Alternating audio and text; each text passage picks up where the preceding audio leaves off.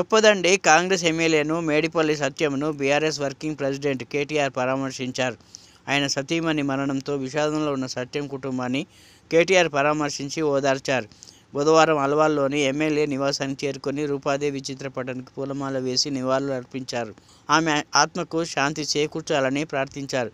కేటీఆర్ వెంట బీఆర్ఎస్ ఎమ్మెల్యేలు వివేక్, పాడి కౌశిక్ రెడ్డి, ఎమ్మెల్సీ షంబీపూర్ రాజు, మాజీ ఎమ్మెల్యే బాల్కా సుమన్తో పాటు పార్టీకి చెందిన సీనియర్ నాయకులు ఉన్నారు.